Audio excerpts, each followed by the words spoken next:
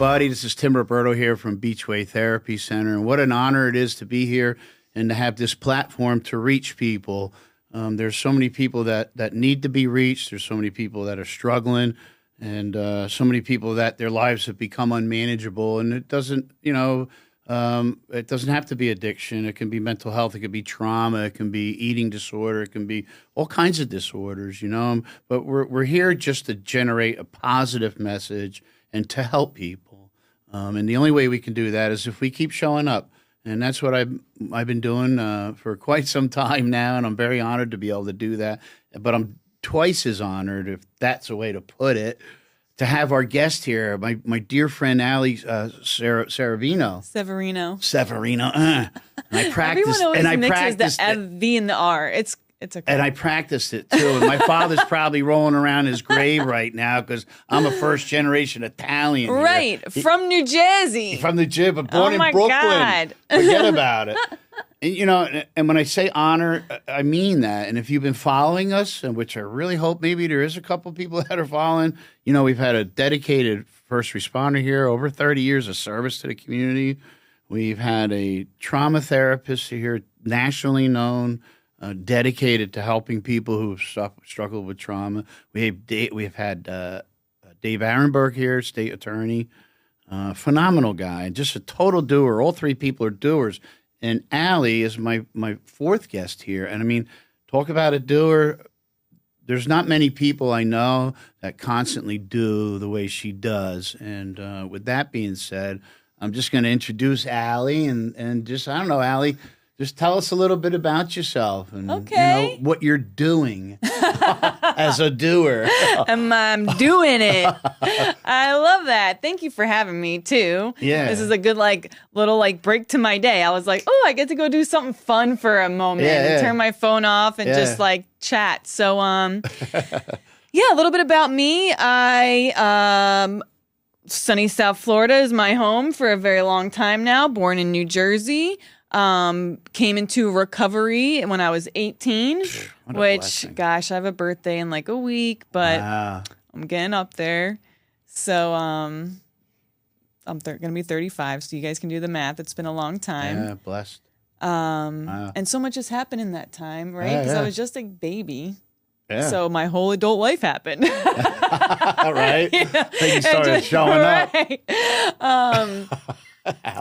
So yes, and I'm a social services supervisor at the city of West Palm Beach. So I oversee this area's homeless outreach team and our support services staff. Yeah, total warrior, by the way. I had the honor. She allowed me to tag along one day with her, and I was just blown away. Driving home that day, I was like, oh my God, that was right. Yeah. And that was so cool that you came because not a lot of people actually come with us to do outreach. Yeah. Especially leaders. We've invited a lot of people over because obviously homelessness is a huge topic. Yep. It is growing nationally, which we can get into reasons why later. But because it's growing, it's more visible, people are more concerned about it. They think, no one's doing anything. We see all these people outside. So we always invite them, please come out with us. And we've had one or two. That's it. And Tim. But it's awesome to actually come out because you really get to go, oh, wow, you're in the hot sun in a park dealing with somebody who is, or a group of people who are experiencing a variety of different mental health challenges or crises, addiction, all sorts of stuff. So it is a fun job and no 2 days are the same. So. Yeah. What were you doing in your private life? Because you were doing some really cool stuff in your private life. Yes. So right prior to coming to the city, I did my TV show, which was Dopesick Nation. And that came on Viceland back in 2019, I believe. What inspired that? Well, and this is, it's all about doing and just showing up. Oh, I love it. Right? I told you. It really is. 80% of life is just showing up, period. And so I've always just shown up. If there's a meeting, I'll go. It doesn't mean we're going to do something, but I'm just going to show up. And so many years ago, this must have been 2016-ish, I get a call from this kid I went to high school with in West Boca High, Jamie Mannheimer, and he was like, hey, this South Florida like recovery stuff's crazy because I used to work more in traditional treatment. And so I was like, yeah, it's wild. He goes, because all the patient brokering was going on and all this stuff. And so he was like, yeah, we want to like do like maybe a documentary or like see like what's going on there. I was like, okay. He's like, do you have anyone that would want to do this with us? I said, yeah. So I gave him a bunch of names, like people I respect in the industry. Well, whatever. One kid thought he was going to get on Survivor. And this is so funny. You think like, oh, I'm going to get this bigger thing. So they turn down the small thing that ends up being a very big thing, right? You crushed it. Yeah, that thing crushed it. So they ended up not really being able to find a female. I had given them Frankie, who is my co-host. And so they're like, would you be interested in doing it? I was like, sure. What does it like entail? They're like, we're just going to follow you around while you do your regular job for a couple of days. I said, all right, cool. Yeah. So no idea when. One day I'm at work and I get a call. Hey, you guys around this weekend? We're filming. They have another show called 24 to Life. It's like the last 24 hours before someone goes to prison. Oh. And so they were filming that. They said, we want to come over and film with you guys. Okay, sure. Yeah. They come. We film for a weekend. And I don't really hear much. And they make that into a documentary movie called American Relapse. It was on Hulu. It was in movie theaters. We won a bunch of awards for American Relapse. And it was all about basically the treatment industry, insurance industry, brokering, and just that whole seedy underbelly of what it used to be like. It's way better now. It's nothing like that, especially in Florida. I think California has a lot of work to do, but Florida has really done a great job at cleaning up that industry, I think. Dave was a big proponent in that. People went hard and, you know, they did what they could to at least instill the rule of law. Some of the people that got in trouble, I was like, you know, there's bigger fish to fry above those individuals. But the point was that they said, hey, you're going to get in trouble if you do these things. Don't do them.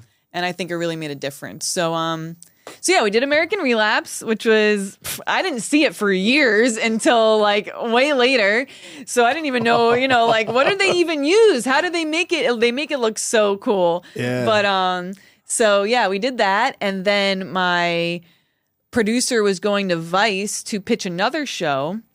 And they said to him, whatever you do, don't bring up that rehab docuseries thing, like when you get into the room. And he was like, okay. So he pitches some other show, not interested. He goes, well, I have this rehab show. And that's when they gave us a pilot. We made a pilot episode. They liked it. And then they ordered 10 one-hour episodes. So our first season. And And then before we knew it, I think that was like a 3-year difference. And we showed up for free. Wow. You know, we did all that stuff for free for years. And it was exhausting. Like when we were making the documentary film, that's 16-hour days. Not knowing what would come out of it. And what came out of it was something really awesome. Another example of that you're a doer. Yeah, just do things. Just do things. Just do things and things will happen. Same thing. I invited her and she came because we've been friends for a minute. So I just gave you guys the inside scoop of anybody who was wondering, how did that come about? You just heard it here live for the first time. Yeah. You just do things. You answer the phone and you show up when you say you're going to, right? Yeah. Half of life is just showing up. Yeah. Even if you don't look great. Even if you're a little bit late, whatever, you're there. You're there. Just do the thing. Yeah. Participating in your life. Yes. And cool stuff will start happening. Yeah. So, and then, okay, because of the TV show, I get a call from a police officer one day. And I answer the phone. Hi, this is officer, whatever. Click, right? I hung up. Because I was like, why are the cops calling me? I don't know. You did? Yeah. I'm like, I don't want to deal with this. I thought it was like related to something else. And I was like, I don't want to be involved. You know. I gotcha. Say nothing. That's really saying nothing. Ding, click. Then he like leaves a message and he was like, hi, you know, this is Chief Morris, whatever. And I was like, so I call him back and he goes, hey, I'm going to be the new deputy police chief for the city of West Palm. I was wondering, I saw you on TV. I was wondering if you could show me around. He was from Fort Lauderdale, so he wasn't as familiar with this area. And I was like, oh, yeah, of course. So I show up for that. Awesome. He introduces me to my now boss. Wow. And so that's how I actually ended up in this position that I'm in now, is all just answering the phone and doing. Because when I first met Allie, she wasn't a supervisor. And she got promoted because she's a doer. Yeah. And this is my third promotion, actually. Oh, wow. Since I've been in a little over 3 years. Yeah. So, yeah, because I went in and I said, I'm going to just work as hard as I can. Yeah. What do you think, what's your biggest dilemma? Like, what do you find? Because you're a doer. Mm-hmm. That seems to be the word of the day. But you're in a spot or space that most people aren't, because you're seeing it raw and you're seeing it real, and it's live every day for you, pretty much. Mm-hmm. One way or the other, phone call. One of your people that are working under you. Sure. What would you say the common hurdle is for you, or like roadblock, or do you ever find yourself getting frustrated with like a certain thing? I would say I get frustrated with the system in general. But I think I've realized that it's just very broken, and the only way to fix it is to learn it as well as I can possibly learn it. Because if E.E. Cummings, the writer, right? He does the lowercase E.E. E.E. Cummings. It's all lowercase, because he says you can't break the rules until you know the rules. Once you know the rules, you can break the rules. So we got to learn how all of this works, so then we can start to really make a change. Because I noticed people come in, they go, well, why would you do this? Or why are you doing this? This makes no sense. Well, it actually does. It's just going to take you maybe a year to figure out why we do it that way. But it actually does. And so, I think that's frustrating. It's frustrating when people who don't see what we see every day, who sit in like a nice, cute office somewhere and have fancy lunches. They make these rules that don't make sense. They don't take, so first, I call it ourselves, like, we're not first responders, but like boots on the ground. Like we're in the trenches. You should be asking us what we think about these things, because we're the ones that are going to have to implement it and use it. And do you ever have those opportunities? Like, do they come to you like that? Yeah, now I do. I mean, I meet with all the police chiefs, the county commissioners, city commissioners, mayor regularly. Love it. So yeah, I'm very connected now to our local politicians. I think I got nominated to be on the HHA governance board, which is all about homelessness and how the system works. And that all happened by meeting people, keeping up relationships, and is there any one thing like you would say, like, is your greatest accomplishment, since you've been in that position, whether when you first started out, when you got the phone call from that police chief, to now? Like, is there anything that you can hang your hat on, or I mean, our numbers, I would say, is one thing that I'm proud of that. I'm proud to have a team. Numbers decreased, you mean? Yes. Well, we'll know this January, but the amount of people we serve for how small our team is unbelievable. So we're very efficient. And so that's one thing I really brought there, is efficiency. Oh, I love that. So we have the smallest outreach team. We've had 2 open positions all year. I'm hiring. So with a really small team, there's 2 other outreach teams. One has 10 staff members. The other one has 7. We have 3. We did better numbers than both.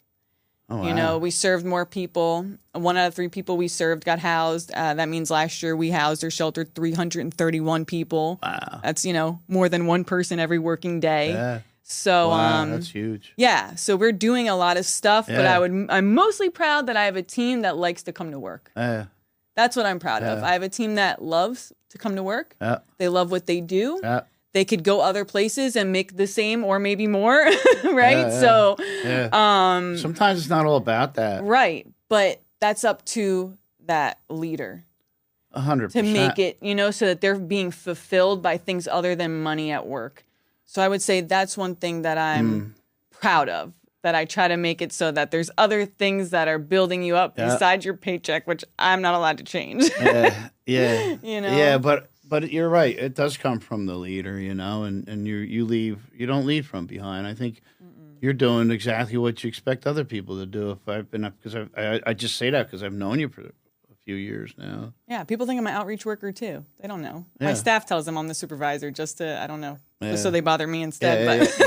Yeah. But they know I'm there to support. What do you need to get your job done? Because I've always been taught that the person in charge, you know, the job of a leader is to give you everything you need to do your job. Yeah. If I'm not getting you the resources, the training, the support you need, and you're not doing a good job, well, guess whose fault it is? Mine. Yep.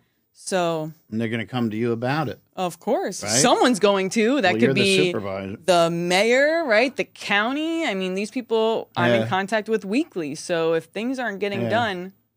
I'm really impressed with that because, like, it sounds to me like it's, like, pretty genuine. Like, you know, like they really want to hear from somebody like you that's actually doing something that most people don't do. And I think that's really cool. Like, that shows very good faith. Effort, yes. You know, like we want to try to do something, want to make a change, and especially the city of West Palm, they're the only city with their own homeless service team. Wow! Out of all Palm Beach, out of all Palm Beach County, like the county has one. Palm Beach County has their own hot team, and there's a nonprofit, the Lord's Place, who does outreach. They're contracted through the county. But as far as all the cities that are Boca, Boynton, Lake Worth, you know, all the Riviera, they're the only ones that have invested in their own team. And they're very supportive of us. And so I think that that's very cool. People can say all sorts of things. You know, yes, we're the biggest city in the county, and we have every draw you could have, right? Why do the homeless come to West Palm? Because we have all the Baker Act receiving facilities, okay? We have the DMVs, the courthouses, the jails, everything is here. So, they're all and you got travel. some big charitable organizations, right? Like, well established, like you said, the Lord's Place. They do amazing work, right? Great work. The Lord's Place is awesome. Where was that one place you took me into that had the showers? St. Anne's. St. Anne's. St. Anne's Place does great work. Another great place, right? Yeah. Now, did they have beds there too, or no? They were more of a here's a meal, take a hot shower, here's a bar of soap, kind of like clothes. Yeah, they do hygiene.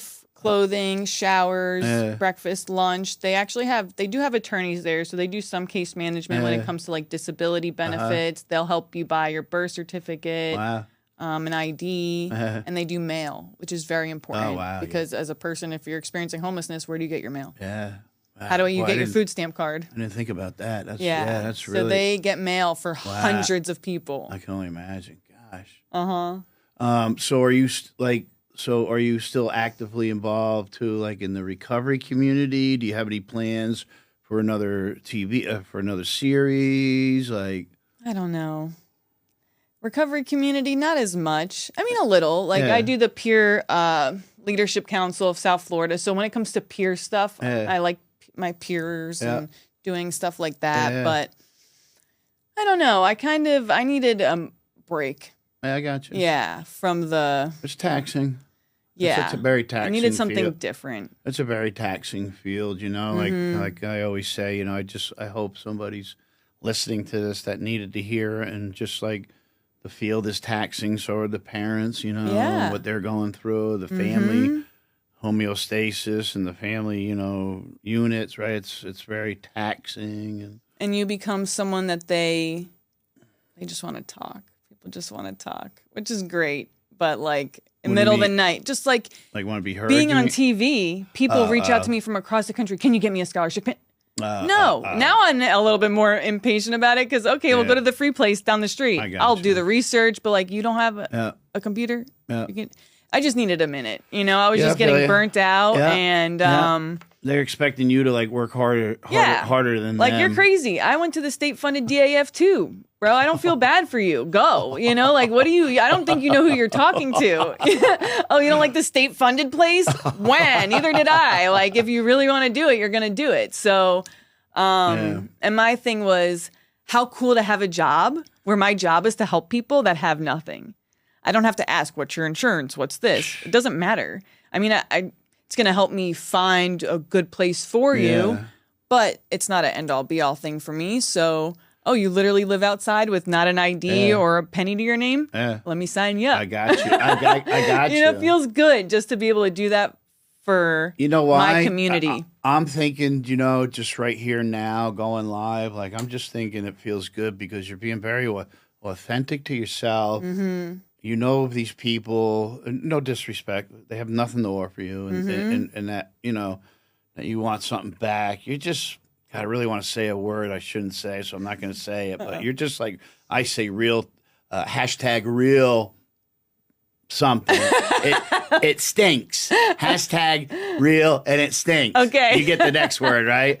That's what I'm getting at. Like, I just, like I'm going back to what I keep going back to. I just want to keep showing up, and I want to hang out with people that keep showing up because I get inspired too, and hopefully you're getting inspired from people who keep showing up because they really don't have anything to offer her, but in her commitment to others and to not only to herself, but to others, but you have to have it for yourself first before you can commit, I think, to anything else. Sure.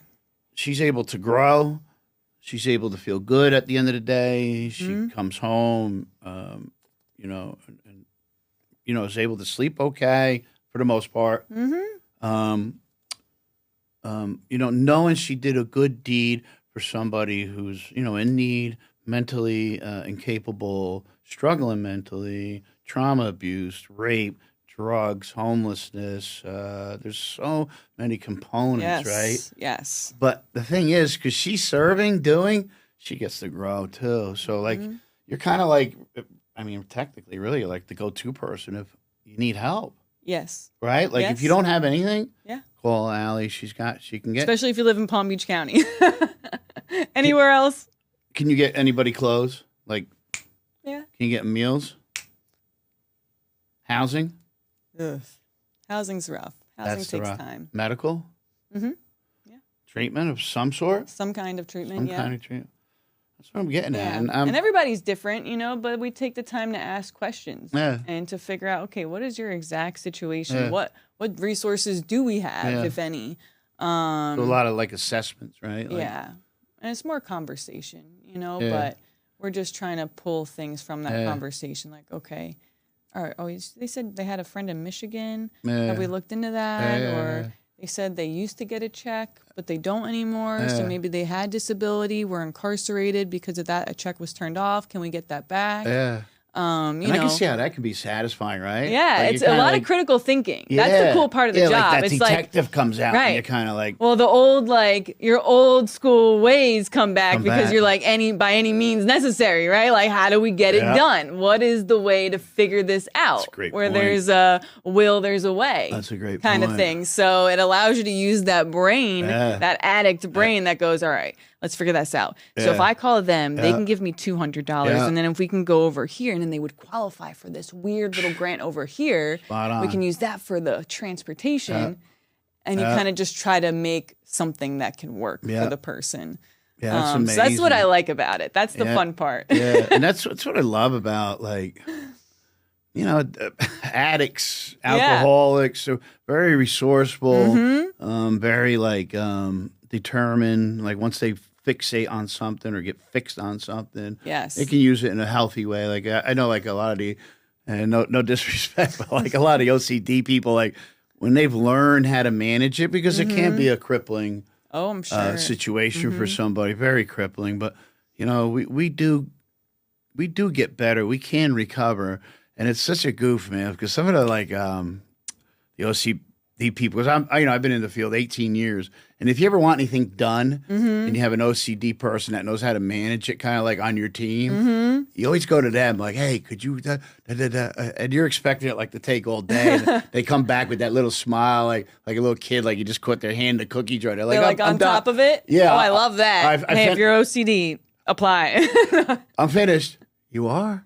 Yeah, no problem. And it's like, wow, you know what I mean? On top of it. Oh, phenomenal. Yeah, I love that. Yeah. Yes, doers. And that's why we mainly try to hire peers. It's because, A, they have that lived experience, which gives you the empathy and understanding that you need to really do the job well. Yeah. And they're able to meet the client where they're at. Yeah. But it's like, I don't want someone with a master's degree doing outreach. Yeah, I feel it. Because you know what they try to do? Oh, you're struggling? Have you tried sobriety? No, we're not getting them sober right now. That's not our job. Yeah. I don't care. Smoke crack all day. Be honest to me about it. Tell me what's going on. Yeah. But we're not doing that. We're trying to get you inside first. Yeah. You know, let's surround you with the care that you need to be okay right now. Like, how are you going to get sober living outside? Love that. It's not that easy, right? So it's like all about what does that person want to do? Not what I want to do for them. How can I stabilize this person? Right, Like, in a way that is true to what they want. Yeah. Some people don't want to live inside. Yeah. They just don't want to be inside. Do you think a lot of that's because they're more comfortable being outside? Maybe they like the freedom associated with it. Some of them feel like we're the crazy ones because we're in the rat race of get the check, pay the bills, get the check, pay the bills, get the check, pay the bills, right? Yeah. So they kind of look at us like, that. Wow. And for some, it is weird. Like we just moved 40 individuals that were chronically homeless, meaning they've been living outside at least 1 year or longer, plus medically or fragile. Yeah. So some of them weren't sleeping in their beds for a long time. Yeah. They're not used to it. Some don't go home at night. It's awkward for them to be like crammed inside this little space. So, but like, the point is, it's like, okay, what do you want to do? Some of them want to get a van. Like how can we work towards that? Down by the river? Sure, anywhere they're legally allowed to park it, right? But like, how do we make that a thing for you? If that's what you want to do, sure. I don't care. Like, how do we get there? So that's kind of what I like about this kind of work, and as opposed to recovery work. So it's kind of like, all right, so like recovery work, you can get somebody who's broken at their worst point in their life and get them well.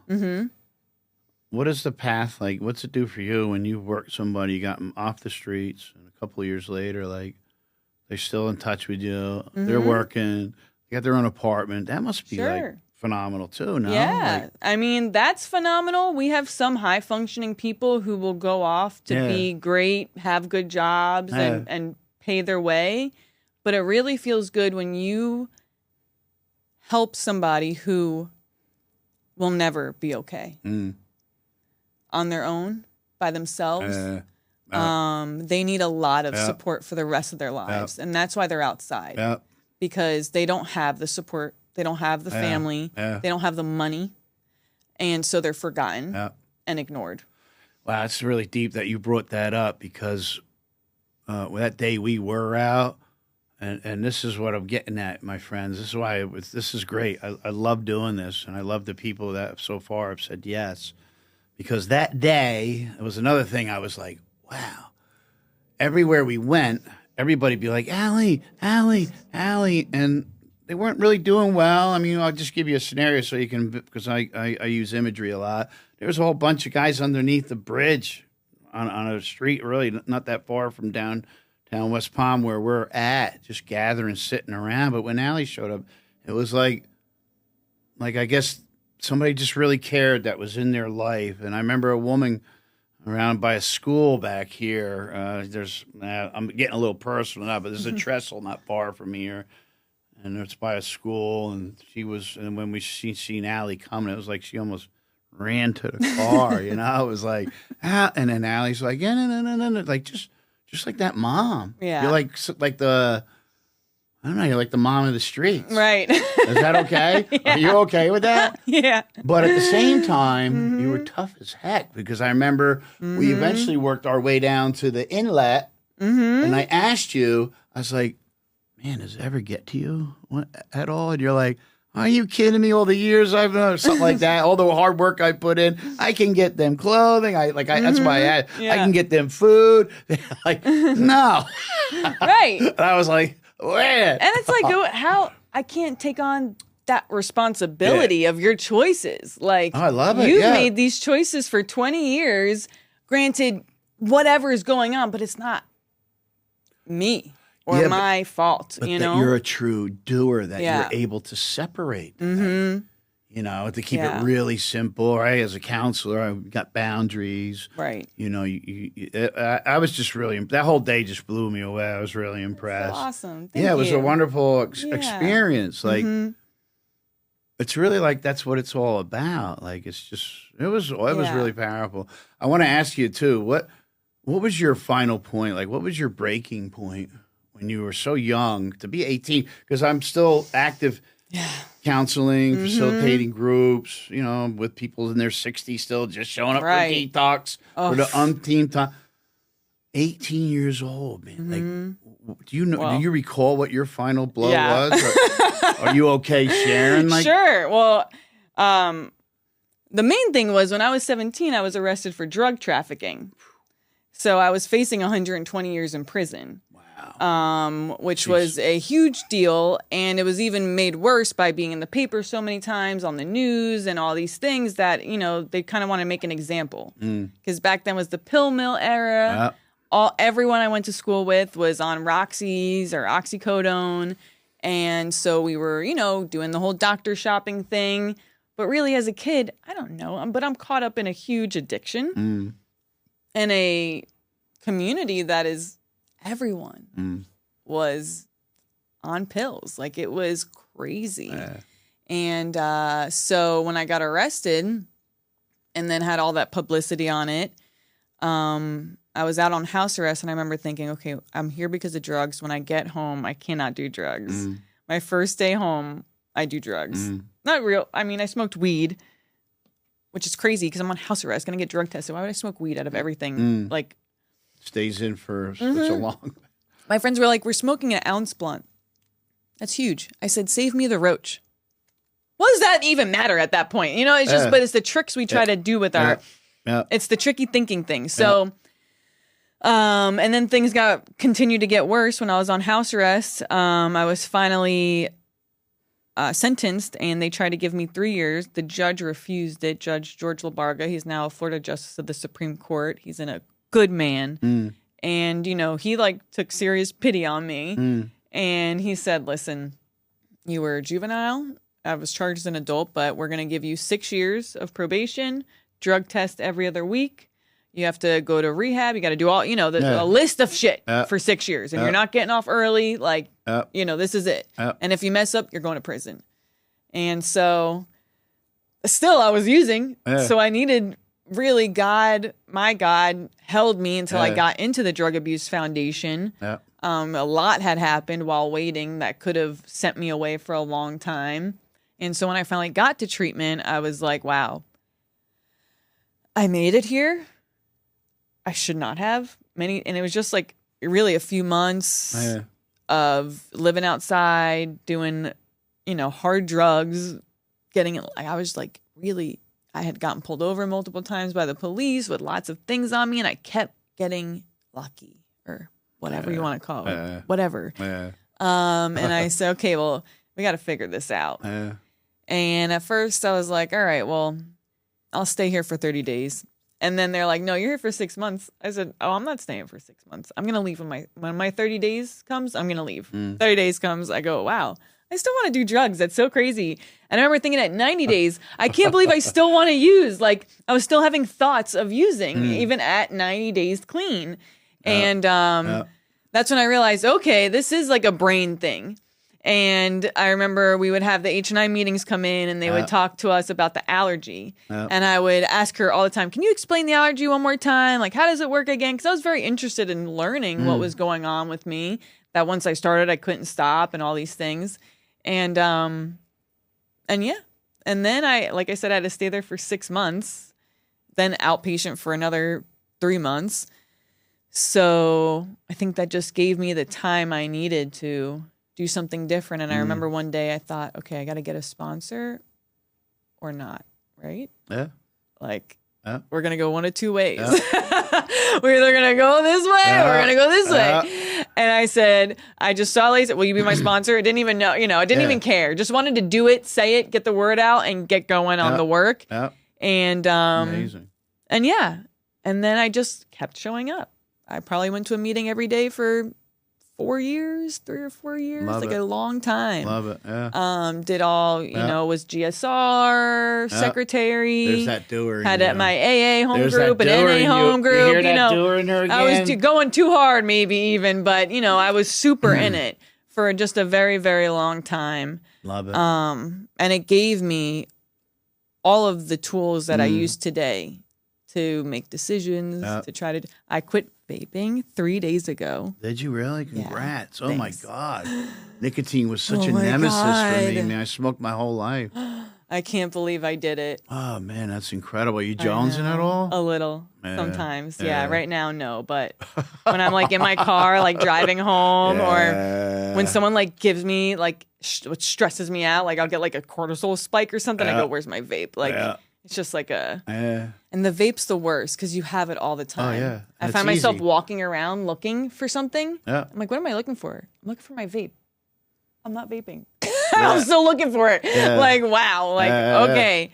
And you can do it like anywhere. Right. That's why it's even sleeping. I sleep with it, you know? Like, it's just, and I've been vaping for 15 years before it was even cool, before they even had vape stores. I didn't even know they were around that long. Yeah, because I quit smoking cigarettes for a year. And then I saw these vapes in the gas station, these like throwaways. And I was like, wow.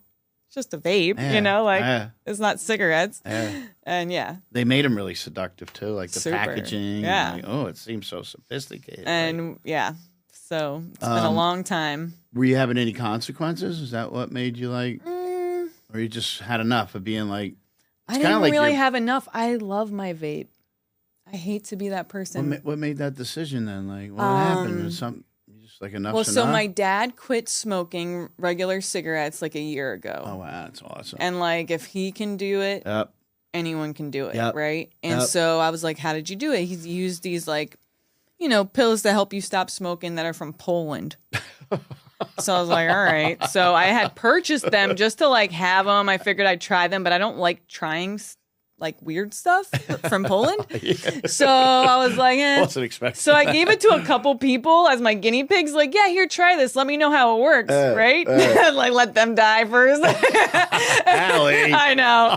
And so they would be like, dude, I didn't think about smoking, like doing a cigarette or smoking for hours and all this stuff. This one kid I go to school with, he's a young kid. You know, I'm like the oldest person in all my classes, but I remember those.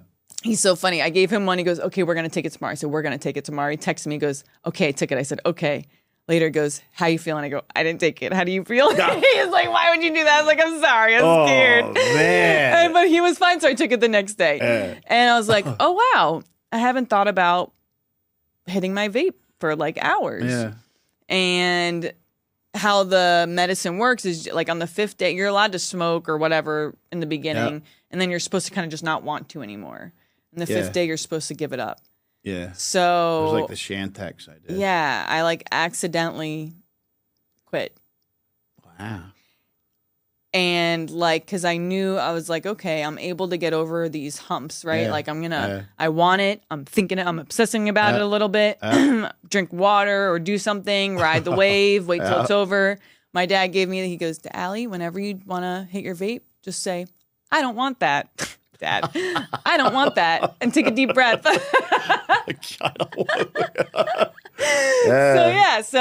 anyway, I was like, fuck it, let's just see, you know, and it's just for today. I might vape tomorrow. Hopefully not, but you know, really, that's how I'm just doing it. How much money have you saved in the last 3 days? I don't know, because you know what? I use like an old school vape. I don't buy the ones at the gas station with like, you know, they freak me out. But I'm sure I'll save a decent amount of money. I'm sure I'll save. Do you know what you were spending like in a week? Can you? Not a lot, like $15, maybe 20 tops. So when you say an old school vape, is that like the stuff with the drip? Yeah, you like put your juice in. So you got to buy the juice and the coils, but they're relatively cheap. You know, so it definitely wasn't that. But I can tell like. I could breathe better if I'm not vaping. Already? Yeah. Oh, nice. Nice. And like... That's quick. Only 3 days. Gosh, great. And I just think, like, am I going to do this forever? Yeah. And what is the vape doing to you? Yeah. Like, we don't know. We don't really know. Yeah. And so, yeah.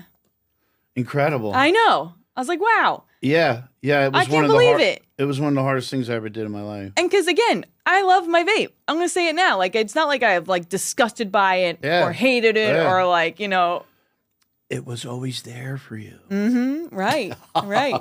So now the next part of this is I have to try to put a good thing in for that bad thing. Yeah. So I need, like, this is a perfect time for me to, like, do a good routine. Yeah. Like every time I want to smoke, like do something positive instead. Do you have anything in place? Like if Not yet. say it hit you right now when you left here because you're talking about the vape. Do you have anything in place? Like I just do that. I don't want that. And I take a deep breath, seriously. And I have like a bunch of lollipops and stuff that I've been using because really it's just having something in my hand.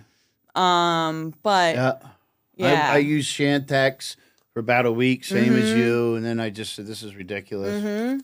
And when I quit, then I just stopped, and my chest felt like there was a truck on it for days. Because I got sober at 44. 3 years later, I say I'm out with my friends, spots, whatever. You guys are all done with dinner, and you're waiting for your dessert and your cups of coffee. Right. And Tim's like, I'll be right back. It could be, we're South Florida. It could be like a hurricane out there, like a bad storm. I'm looking for like a little place to smoke my cigarette because I needed my cigarette. And after 3 years of sobriety, I was like, this is crazy. What am I doing? I'm like still controlled. Totally. Yes. And it was so hard because not only is it readily available, like I tried so many times in the past, stomach get tight, and I get diarrhea, I have massive headaches. I had really bad withdrawals from nicotine. Yeah. And all I knew was just like a junkie or just go to CVS, get a pack of smokes. Right.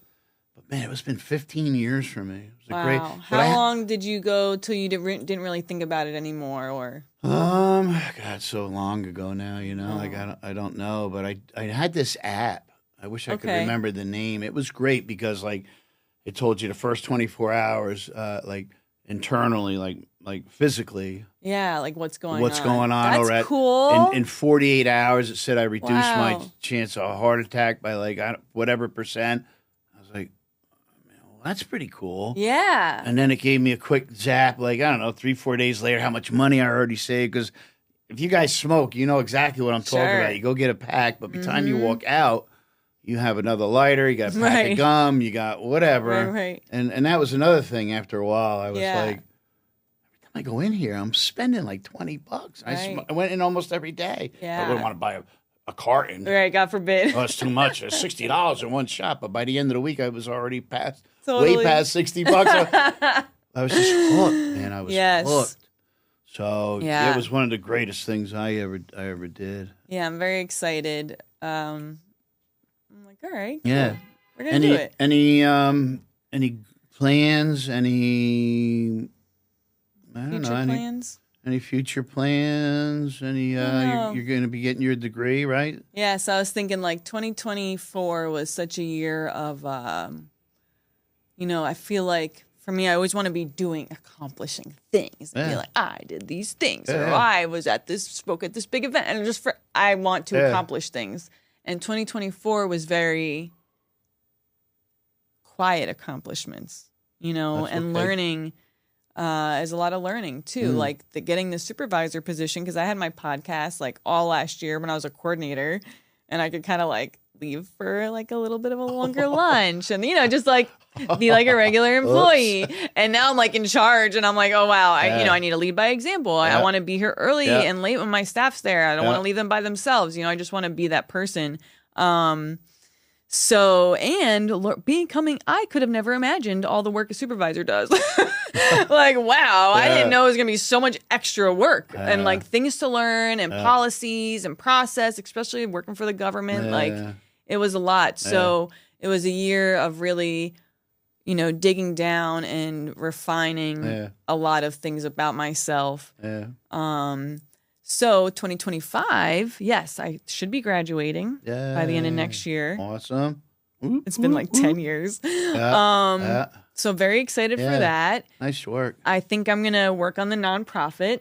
Ooh, I love that. So I got some names, written down, but kind of something that like a bridging the gap type of vibe, especially for like the work that we do. It's always like, oh my God, if I had $40, we could fix this thing. Like, we need like the Minutemen agency. Like, okay, you need $40 here, or like, oh, you needed a wheelchair, or you guys need like fixing. We don't fix people's cars. There's little things that you can do to either prevent homelessness or solve it that you can't do through government and free money. You have such a strong voice too, though. I mean, if you had a 501c, I know you would be great as far as believing in what you're doing. And of course, they need money, and I think you'd be great at that too. Yeah. And I think you'd be really successful at that. Doing housing, for the homeless, particularly. I'd love to do like a program. But it's like become part of you. It's like who you are. Yeah. Like, I want to help that dude. Right. And I can. Yeah, and they need the support. It's so funny because they shut down all the sober livings, which I understand why. Yeah. But they need that, but not for recovery, just for people. Yeah. Yeah, I feel you. Yeah, just for people. Yeah. Make your bed, dude. Yeah. Okay. Yeah. Put your stuff. Oh, is this old in the refrigerator? Let's throw it away. Yeah. All right. Yeah. We don't leave trash on the floor. Like life skills. Yeah. Okay. Let's teach you how to use a computer. You could be like Let's the build big a resume. sister. Yeah, something like that. Like something like that. Yeah, within like reason, something. That it's like we're here for you to guide you. Yeah. On your new life. How rewarding. I think it would be so cool. It's very needed. We don't really have anything like that. Yeah. Taking people that want to do the stuff. Yeah. Maybe you could collaborate with other 501c. For sure. I know a couple good ones. There's so many people doing cool stuff out there. You're doing cool stuff out there. I am. Yeah. Yeah, and I feel very fortunate that I've actually been given the opportunity to do something like that. I feel it's like you mentioned God, and for me it's God, and I believe it's like a sacred act almost. Like we're entrusted to help people who have lost, if not all hope, mostly have no hope. And to be entrusted with something like that, I think is really special because game recognizes game, and real recognizes real. And if these people are going to recognize, they're going to recognize it. So to be able to, like you were doing, like no attachments, just like what we do here. I'm not responsible for I'm not in the business of outcomes. Right. I don't have it like that. It's just not my jam, man. My thing's the message, and I feel that's a very sacred opportunity. I feel it's grace. Yes.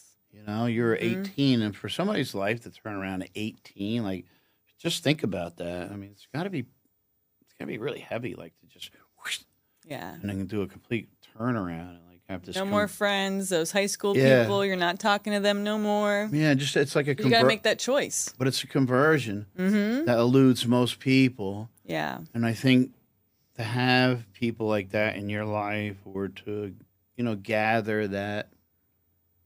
I don't know, ability. It's like you gather this ability over time, right? Oh, totally, yeah. And like the more you gather, the better you become. The more it supplies you. Yeah. Like the more it get right. It's like it's just energy. Right. It's really cool. Yes. So if people wanted to get in touch with you, how could they do that? Like, are you okay giving an email out? Or yeah, I can give you guys my email. I mean, I don't know, my Instagram handle. There you go. There you That's go. Cool. Yeah, Insta. Yeah. Can hit me up on Instagram. It's at Allie Severino. I think there's an underscore. AllieSeverino _ But yeah. Instagram, my email is allie.severino@gmail. So I don't care. You can email me too. Okay. And yeah, if Perfect. I could be of any assistance, I'm happy to do so. Yeah. And if I can't help, I'll let you know that too.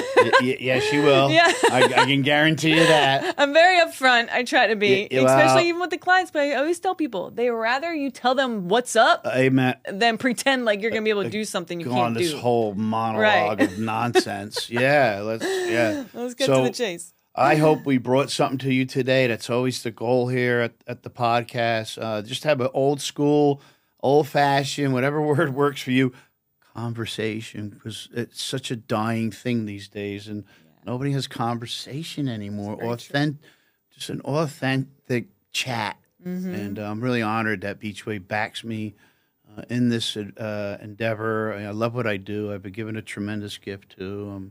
I'll be celebrating 18 years in April. Wow. April coming up. My goal, I just want to be sober longer than I used. And by 11 years old, I didn't like how I felt. And I got so clean and sober this last time at 44. I just turned 62. Wow. And so I have to get to 77 to live longer. That's like a lucky number too. Yeah. Yeah. Yeah, and I just have to get to 77, to live longer. There you go. So just I know that's a privilege denied many, but I'm going to I'm going to take the high road. 62 is a privilege. Well, listen, if you can walk 75 miles, I think you might just hit that milestone. Working on again. And then January. No smoking. Quit smoking. 15 years. Yeah, I know, it's amazing. Yeah.